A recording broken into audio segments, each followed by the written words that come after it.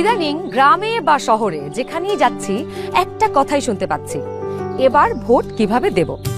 এবার নাকি একদিনে 2 ভোট, তার মানে ভোট সেন্টার 2 বার যেতে হবে, 2 বার লাইনে দাঁড়াতে হবে। Lot of confusion. কিন্তু এই সব কিছু নিয়ে আপনার যাবতীয় দুশ্চিন্তা আজ দূর হয়ে যাবে। চলুন দেখি আগামী ত্রয়োদশ জাতীয় সংসদ নির্বাচন এবং গণভোটের দিন আমরা কিভাবে ভোট দেব। ভোটের দিন একদম সকালবেলা আপনার ভোট কেন্দ্রে চলে আসবেন। নারী পুরুষ ঠিক এইভাবে আলাদা আলাদা লাইনে দাঁড়াবেন। লাইনের শুরুতেই আপনার ভোটার ক্রমিক নাম্বার উল্লেখ করে লেখা থাকবে আপনি কোন কক্ষে ভোট দেবেন। ভোট কেন্দ্রের কোন কক্ষে আপনি ভোট দিবেন সে বিষয়ে আনসাররাও আপনাকে সহায়তা করবেন। এরপর আপনি সোজা চলে যাবেন আপনার ভোট কক্ষে।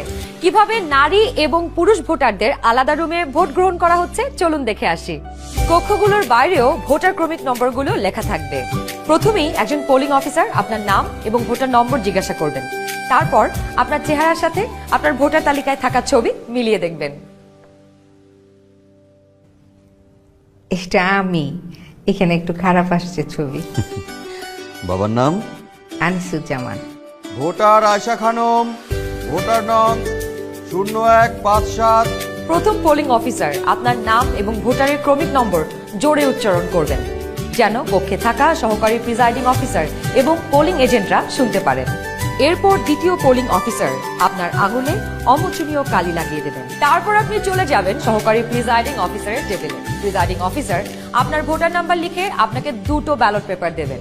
জানি এবার গণভোটের জন্য গোলাপি ব্যালট আর সংসদ সদস্য নির্বাচনের জন্য সাদা কালো ব্যালট। বাহ! ব্যালট পেপার নেবার সময় আপনাকে স্বাক্ষর করতে হবে। আপনি চাইলে টিপসই দিতে পারেন।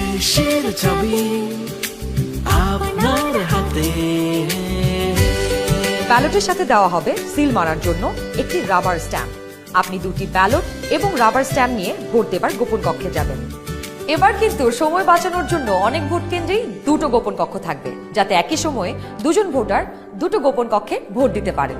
গোপন কক্ষের ভেতরে আপনি কিভাবে ব্যালটে সিল দিবেন চলুন দেখি। গণভোটের গোলাপি ব্যালটে হ্যাঁ এবং না 2টো ঘর থাকবে। সংস্কার বা পরিবর্তন চাইলে হ্যাঁতে সিল মারুন। গণভোটে আপনি হ্যাঁ দিলে সবগুলো সংস্কার পাবেন, আর না দিলে কোনো সংস্কারই পাবেন না। এরপর ব্যালটটি লম্বালম্বি ভাঁজ করুন, যেন সিলের রং অন্য ঘরে না পড়ে।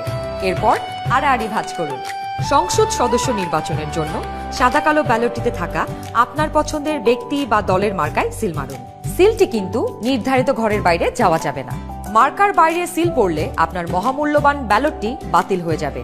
সিল মারার পর এই ব্যালটটিও প্রথমে লম্বালম্বি ভাঁজ করুন, যেন সিলের কালি অন্য মার্কায় না লাগে।